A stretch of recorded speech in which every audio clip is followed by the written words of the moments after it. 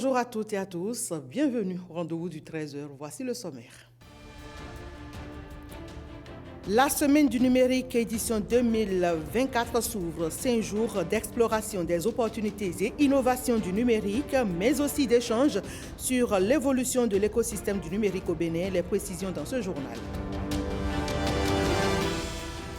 Mardi, on parle santé et le dossier du jour nous enseigne qu'il est impératif de faire régulièrement un bilan de santé. C'est quoi un bilan de santé? À quoi sert un bilan de santé et pourquoi le faire régulièrement? Réponse dans un instant. Lancement de la nouvelle marque béninoise de textile 100% Made in Bénin. Elle est présentée à la mission économique belge en visite au Bénin. Objectif, promouvoir la créativité locale. Les images dans ce journal.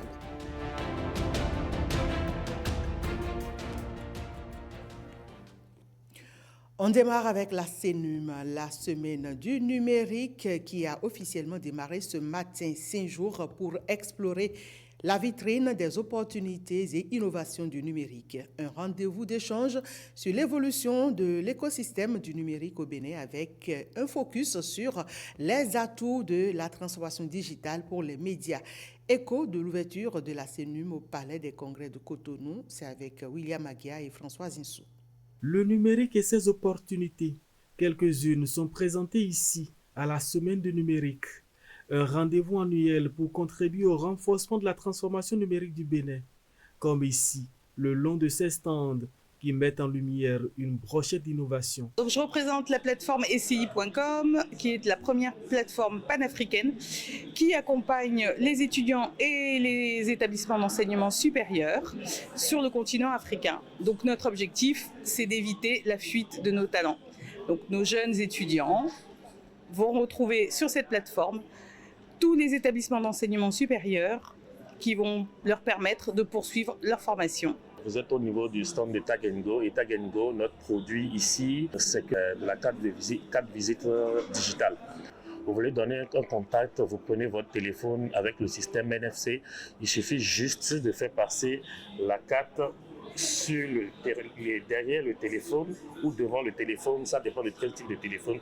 Et vos contacts, les contacts de votre interlocuteur s'enregistrent directement et vous appuyez juste la partie enregistrée pour pouvoir avoir le contact de votre ami. Et IT nous propose une plateforme 001.Africa qui permet à toute personne désirant acquérir tout ce qui est nom de domaine pays ou générique .bj, .sn, quel que soit le pays où il est, des noms de domaine le plus facilement possible. Ça évite tous les protocoles liés à l'achat de domaines et d'hébergement et à la mise en ligne de tout ce qui est infrastructure cloud. Le Palais des Congrès de Cotonou va devenir le temps d'une semaine le carrefour de la promotion de l'innovation et de l'inclusion numérique, avec à la clé des échanges sur l'écosystème du numérique, son évolution et ses exigences, comme on scrute ici l'évolution de l'information de Gutenberg, l'inventeur de l'imprimerie, à nos jours. Alors on peut retenir que, en gros, il y a encore beaucoup de flou en ce qui concerne la gestion de l'information, vraiment le contrôle de l'information qui est servi.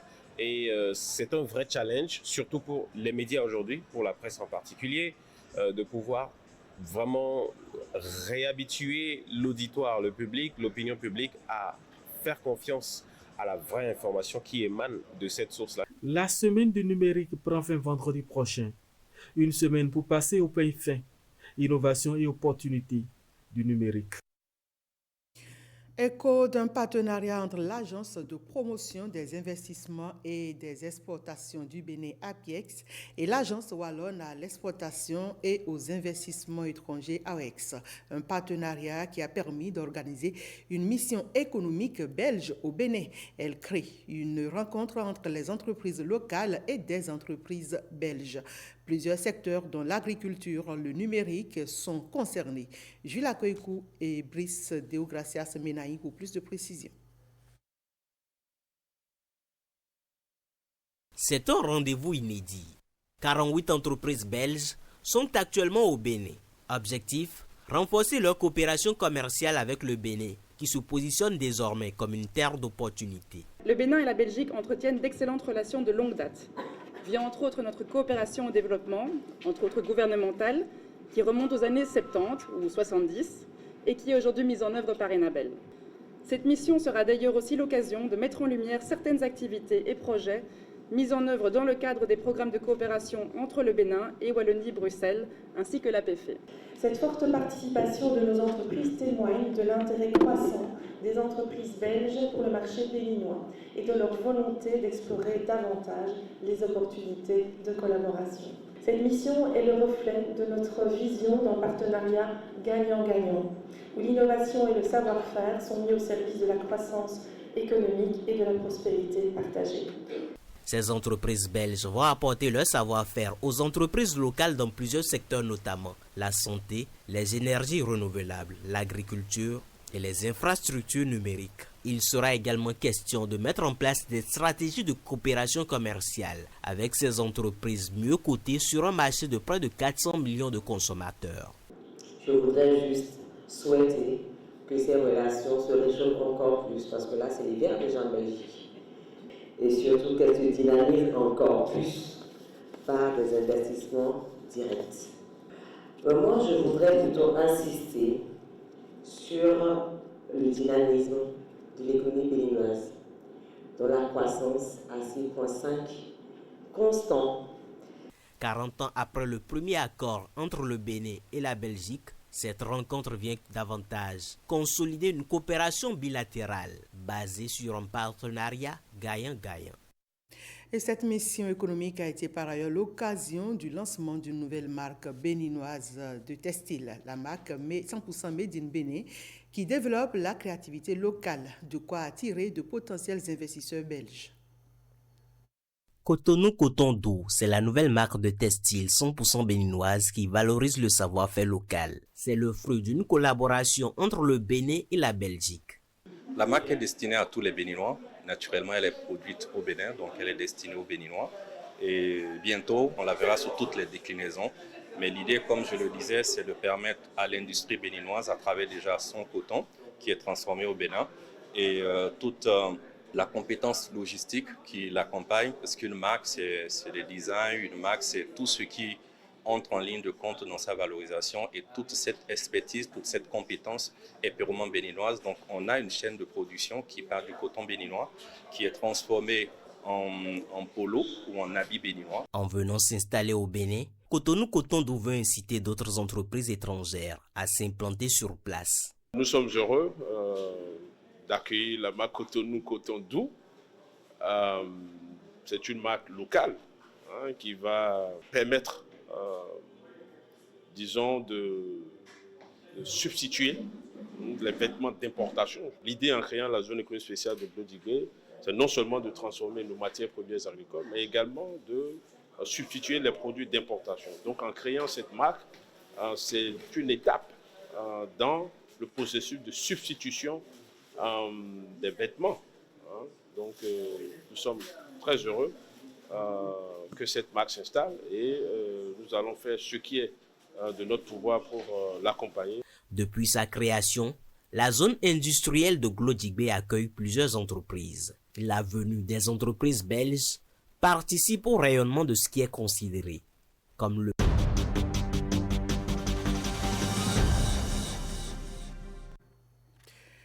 Avant le dossier santé du jour, allons visiter China International Import. L'exposition internationale d'importation de la Chine ouvre ses portes ce jour 5 novembre 2024 à Shanghai. Une belle opportunité pour le Bénin qui y sera représenté par 8 compatriotes. On en découvre un peu plus sur cette exposition avec Chenel Afouda Moussi Agouka. Le Made in Bénin a l'honneur à China International Import Expo 2024. 8 exposants béninois vont participer à l'exposition internationale d'importation de la Chine à Shanghai du 5 au 10 novembre. Présents sur le stand Choose Bénin, ces exposants vont avoir la possibilité de mettre en lumière une gamme variée de produits avec une attention particulière portée au secteur agricole. Parmi ces produits, l'ananas pain de sucre, les amandes de noix de cajou, les produits à base de karité et de miel. Cette exposition est également une occasion pour les exposants béninois de faire des rencontres stratégiques, partager leurs expériences et forger des partenariats fructueux. Devenue une vitrine incontournable pour les pays désireux de promouvoir leurs produits sur un marché en pleine expansion, la China International Import Expo va accueillir des milliers d'exposants et de visiteurs en provenance du monde entier. Le Bénin, bon élève des politiques d'intégration au sein de l'UEMOA, c'est l'un des échos issus de la 10e revue annuelle de l'Union économique et monétaire ouest-africaine démarrée hier à Cotonou. Nos reporters ont capté les regards des experts sur les performances du Bénin en matière d'intégration et d'impact sur les citoyens. Gilles Dansou. Après la phase politique de la revue qui s'est tenue au mois de mai dernier, place à présent à la phase technique. La revue annuelle, dans sa globalité, est initiée par la conférence des chefs d'État et de gouvernement de l'UEMOA. Elle vise à favoriser une saine émulation au sein des pays membres qui redoublent d'efforts dans l'application des réformes et projets communautaires. Au cours des présents travaux, 133 textes seront examinés au titre des réformes communautaires dans les 3 domaines habituels, la gouvernance économique et la convergence, le premier domaine, le marché commun, le second domaine, et les réformes sectorielles, troisième domaine donc. En outre, 4 programmes et projets financés par la Commission ont été retenus pour la présente revue au Bénin. Ces projets et programmes représentent un peu plus de 4,8 milliards de francs CFA. L'UEMOA reconnaît ainsi les réformes initiées par le gouvernement du Bénin, des réformes qui visent le bien-être des populations et leur meilleure intégration. Le taux moyen de mise en œuvre des réformes communautaires en 2023 au Bénin est de 72,84% contre 69,83% en 2022, soit une progression de 3 points. La présente revue servira une fois encore de cadre pour évaluer les capacités du Bénin dans la prise en compte des réformes, programmes et projets de l'UEMOA, ainsi que la célérité de leur mise en œuvre. Du niveau également d'avancement de 4 projets et programmes de l'UEMOA en cours d'exécution au Bénin, en lien avec les domaines de l'agriculture, de l'élevage, de l'énergie et des infrastructures de transport. Les conclusions issues de ces travaux seront consignées dans un mémorandum pour faire ressortir les performances réalisées par le Bénin. Voyons aussi les échos de cette mobilisation à Cotonou de la jeunesse béninoise en force de proposition à la CEDEAO, la communauté économique des États de l'Afrique de l'Ouest. Ces jeunes béninois se mobilisent pour faire des préconisations favorables à la promotion des jeunes dans l'espace CEDEAO et c'est à l'initiative du laboratoire d'analyse régionale et d'expertise sociale, l'ARES. Igor Ayosso et Anouad Dadia pour plus de précisions. À l'image d'un soldat allant à l'assaut d'une forteresse, la Commission économique des États de l'Afrique de l'Ouest CEDEAO change de fusil d'épaule pour mériter la confiance de sa jeunesse. Elle descend à la base pour recenser les sérieuses préoccupations des jeunes du Bénin et de la sous-région. Aujourd'hui, la principale richesse de ce continent, de loin, c'est sa jeunesse. C'est-à-dire une catégorie socio-démographique en mesure d'imaginer les choses d'une manière, je dirais, très osée ou pour ne pas dire hardie. Nous sommes là pour écouter. Je ne serai pas là peut-être pour assister à ce que vous allez vous dire parce que je ne veux pas gêner, mais en tout cas vous allez vous dire les choses qui nous seront rapportées et dont nous devons tenir compte. Pendant 2 jours, ces jeunes avec ou sans handicap vont exposer à la Commission les raisons profondes de leurs problèmes. Si les États africains ne s'intègrent pas correctement entre eux, il n'y aura pas de progrès. Monsieur l'ambassadeur, c'est un changement de paradigme que vous êtes en train de mettre en place en écoutant les gens d'abord avant d'agir. Moi, je suis fier de ce changement de paradigme. Écoutez les gens pour que les décisions viennent de la base. Il y a longtemps que des malaises sont soulevés au sein de la jeunesse ouest-africaine. À travers ces travaux de Cotonou, la CEDEAO saute ainsi les barrières des frontières de ces États dans la vision de se montrer plus efficace dans ses interventions. On en vient à présent au dossier santé du jour. Pour garantir une santé parfaite, il est préconisé de faire un bilan de santé. Cela permet non seulement de connaître son état général, mais aussi de prendre des mesures pour prévenir les maladies annonciatrices. Génial Afouda Moussiaboka nous parle de l'importance de cet examen clinique à travers ce dossier. Le bilan de santé, un ensemble de tests cliniques et d'examens. Il peut être fait par toute personne désirant connaître l'état général de sa santé.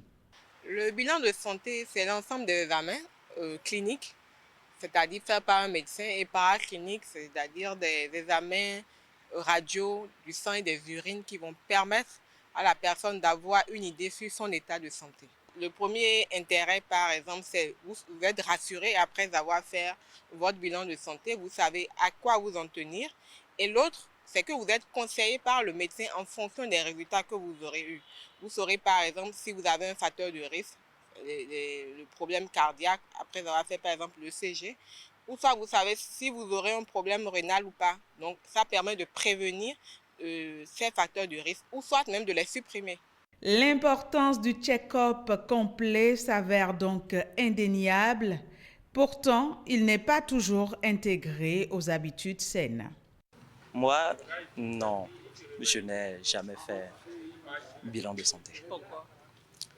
Moi, juste parce que quand on est bien portant et qu'on ne se sent pas mal à l'aise, on n'est pas obligé de faire un bilan de santé.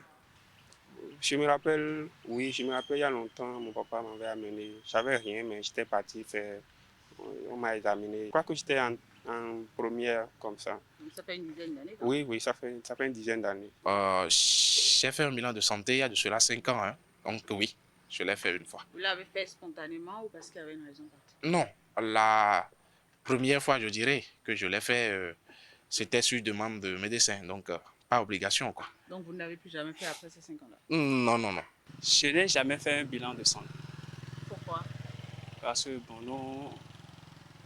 on préfère les tisanes. Chez nous, on prend très souvent, régulièrement des tisanes chez nous pour ce genre de choses-là. Diverses raisons peuvent expliquer la quasi-inexistence de la culture de faire son bilan de santé.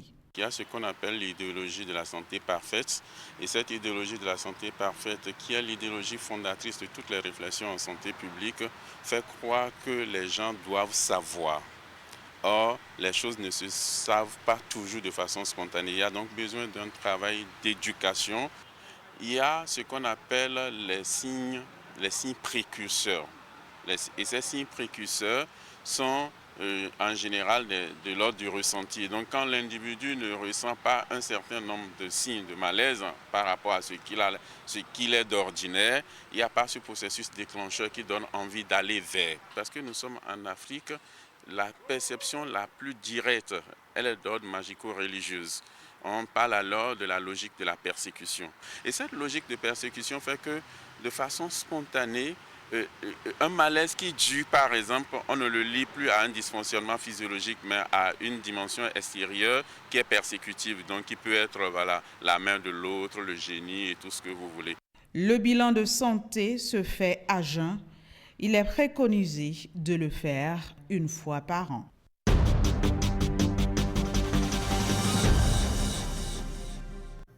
Et on continue de parler santé avec le Bénin qui accueille la rencontre des pays membres de l'APORA, entendez, l'Alliance des partenaires africains pour la réponse aux épidémies, célébrant ainsi une décennie de coopération et d'engagement face aux défis sanitaires en Afrique.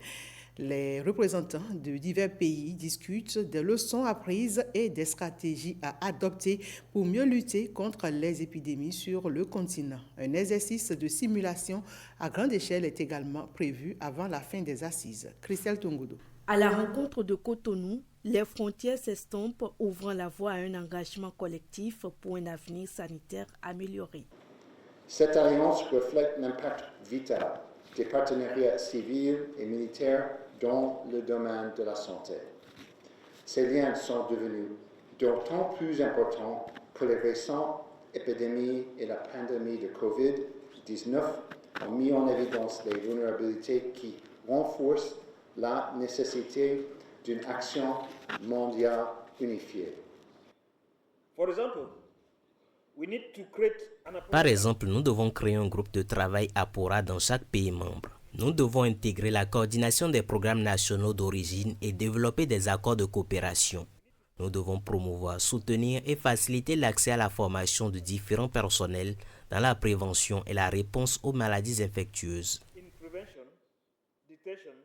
En acceptant l'honneur que vous nous faites d'accueillir notre prestigieuse conférence au Bénin, mon pays prend l'engagement d'exposer et d'évaluer les nombreux efforts pour préparer une riposte juste et efficace, qu'il s'agisse d'événements de catastrophes naturelles ou d'épidémies.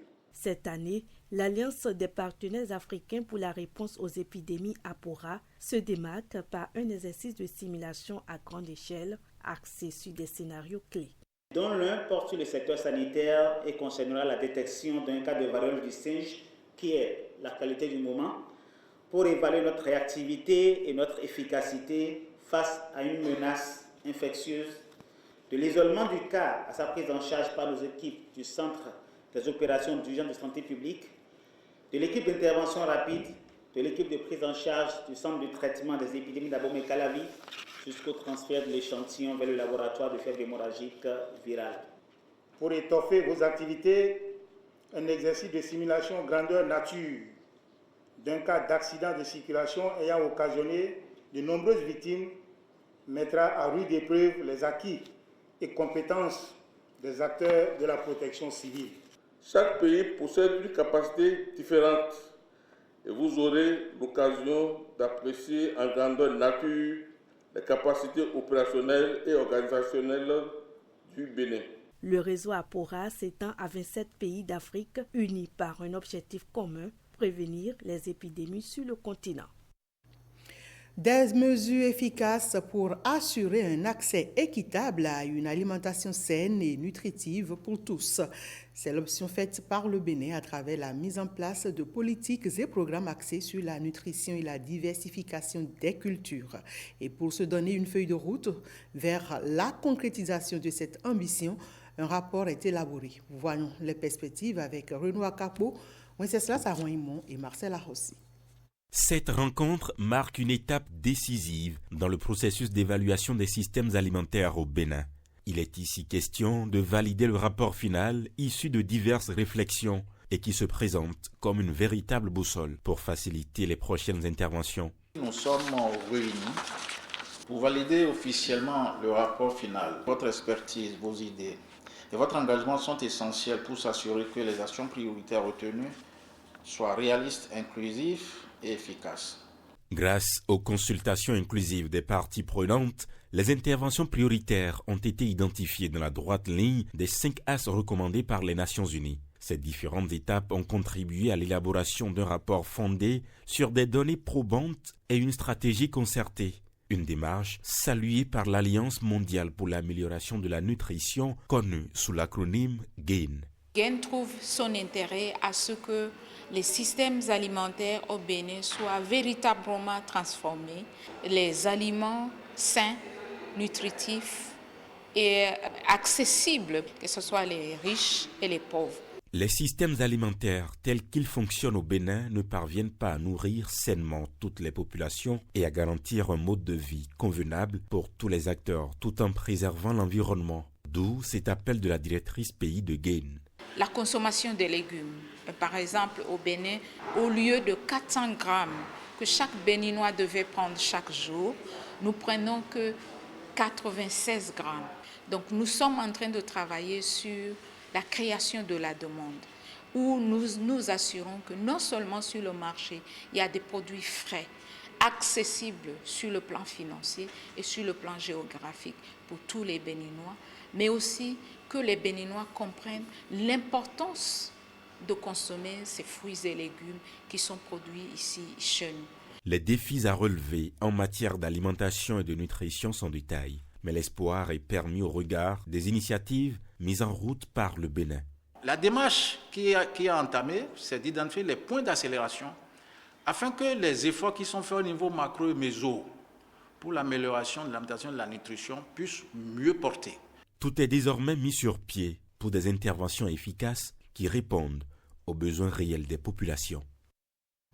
Éliminer la faim, assurer la sécurité alimentaire, améliorer la nutrition et promouvoir l'agriculture durable, combat du gouvernement béninois. En 8 années de gouvernance, des progrès sont réalisés dans tous les domaines, surtout dans les sous-secteurs de la production animale. Amandine Anyambossou nous en dit plus dans ce reportage. En 8 ans de gouvernance, des performances sont réalisées dans le sous-secteur de la production animale. L'une des actions majeures, le PROCER. Le PROCER, projet de sédentarisation des élevages de ruminants, est la nouvelle formule que le gouvernement du Bénin a eu le courage d'introduire dans l'univers de l'élevage en général et l'élevage des ruminants au Bénin pour réduire, premièrement, la question de conflit entre agriculteurs et éleveurs. 2, pour réduire la question de sécurité. Depuis 3 ans, nous avons dit non à la transhumance internationale. Puis, à l'intérieur, la transhumance interne est réglementée. Progressivement, nous arrivons à aussi amener les animaux à rester dans leur campement pour manger et boire dans leur campement. C'est ça la sédentarisation. Les communautés d'éleveurs ont dit les avantages qu'ils ont dedans. Leur troupeau est sécurisé. Pendant la saison 16, les animaux ne vont pas loin. Les femmes continuent toujours de trouver le lait. Et ça, dans la gestion de l'économie familiale, chez l'éleveur, c'est fondamental. Puis après, le contrôle des naissances, le contrôle de la santé des animaux, cela arrive. L'autre action phare dans le sous-secteur de la production animale, le mandat sanitaire. Avant 2016, les soins vétérinaires étaient couverts à moins de 30%. Les vaccinations, les entretiens et autres. Aujourd'hui, des vétérinaires ou des paravétérinaires sont installés dans nos régions et administrent les soins et font les traitements avec le contrôle de l'État. Nous avons aujourd'hui une couverture vaccinale de plus de 60% des ruminants. C'est important et c'est ça qui a amélioré aujourd'hui le cheptel que nous avons en qualité et en nombre. Le secteur avicole n'est pas laissé de côté. Les conditions sont créées pour favoriser la production locale. De vieux poulaillers qui ont été abandonnés ont été réhabilités. Et ça a commencé par garder peut-être de faibles quantités, 2000, 2500 ou 3000, mais l'espoir est là. Des structures de production de poussins d'un jour ont commencé par se mettre en place. Des chaînes de production d'aliments, de volailles se mettent en place. Et le gouvernement a facilité tout cela pour que nous soyons autonomes, indépendants sur la question. Le sous-secteur de la production animale connaît de profondes mutations et l'objectif visé est de réduire la dépendance du Bénin vis-à-vis des marchés extérieurs. Parlons religion à présent avec les fidèles musulmans de Zinvié dans la commune d'Abomey-Calavi qui ont désormais à leur disposition un lieu de prière beaucoup plus adapté. La mosquée centrale de la localité a été entièrement rénovée. L'inauguration a eu lieu le dimanche dernier en présence des fidèles musulmans et des responsables à divers niveaux. Voici le nouveau visage de la mosquée centrale de Zinvié, une mosquée entièrement rénovée qui apporte de meilleures commodités dignes d'un endroit de prière et de bénédiction. L'initiateur du projet n'est plus, mais ses œuvres demeurent. Notre feu père avait voulu faire l'inauguration de cette mosquée. Dieu en a décidé autrement et il n'a pas pu faire l'inauguration et il n'a pas pu être intronisé. Mais aujourd'hui, nous, après 32 ans, on a tenu à faire cette inauguration. Nous avons changé totalement son plan qu'il avait. On a ajouté d'autres éléments dans la mosquée, dont la morgue et notre petite mosquée pour les prières, les saintes prières. En plus de la mosquée, d'autres œuvres de charité sont à noter. Il y a une école qu'il a fondée Et maintenant, nous avons mis l'école, lui-même il appelait l'école centre arabo-islamique, mais là, ça devient centre franco-arabo-islamique. Le nouvel imam de la mosquée centrale de Zinvié vient d'être intronisé et urbanisé. Aujourd'hui, c'est un événement que je ne m'y attendais pas. C'est un travail de Dieu. On s'adonne à ça et on fait face à ça sans même savoir que les gens sont en train de nous voir. Une responsabilité très grande que je prie mon Seigneur de m'aider à réussir cette responsabilité. Cette mosquée reste ainsi une fierté pour la communauté musulmane du Bénin et celle de Zinvié en particulier.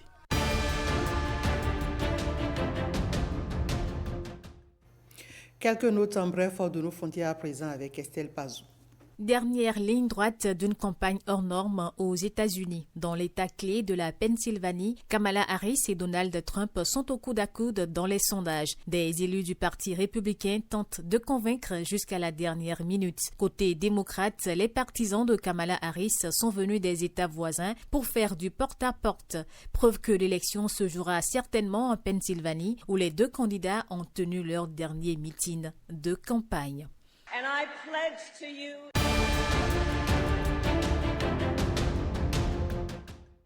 Après le Mali, le Niger vient de signer un accord avec la société russe Glavkosmos pour l'acquisition de satellites. Une fois déployé, ce matériel doit renforcer la lutte contre les groupes armés et terroristes au Niger et chez les voisins membres de l'AES. La livraison de ces satellites devrait se faire dans 4 ans. Un projet très important dans le cadre de la souveraineté selon le ministre nigérien de la communication. D'après lui, 3 types de satellites seront fournis. Un pour la communication, le deuxième pour la télédétection et le dernier servira de radar pour la défense et la sécurité.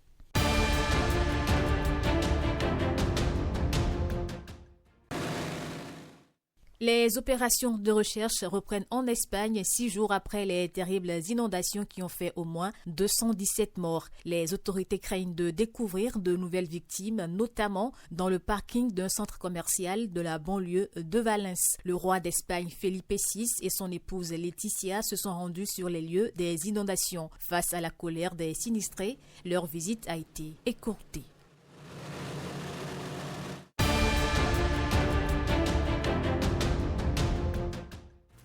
C'est tout pour ce 13h. Merci mesdames, messieurs de l'avoir suivi.